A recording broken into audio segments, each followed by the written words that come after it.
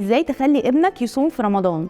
ثانية واحدة، هو انت ليه اصلا عايز ابنك يصوم في رمضان اذا كان ربنا فرض علينا الصيام وقت البلوغ؟ السؤال المظبوط ازاي تعود ابنك يصوم صيام تدريجي في رمضان. اول خطوة هنتأكد من دكتور الاطفال اللي احنا بنتابع معاه ان الولد او البنت ما عندهمش مشكلة صحية تمنعهم من ان هم يصوموا في رمضان زي الانيميا او الجفاف. خلينا نتفق ان احنا هنبدأ نعود الولاد من سن مش اقل من 7 سنين. ممكن نعوده على الصيام عن الاكل او عن المية حسب عمر الطفل واستعداده. مهم ان الطفل ياخد وجبه فطار معاه المدرسه او ياخدها قبل المدرسه لو هو مش حابب انه ياكل وسط زمايله، ولما يرجع من المدرسه ممكن ياخد وجبه خفيفه لو حس ان هو جعان، ويبدا الصيام الفعلي من وقت صلاه العصر لحد صلاه المغرب، لان دي اهم لقطه في تعويد الاطفال على الصيام وهي كسر الصيام على الاذان بتاع صلاه المغرب. مهم كمان ان احنا ما ناخرش الولاد في السحور لحد صلاه الفجر علشان ما نبوظش الروتين بتاع النوم بتاعهم.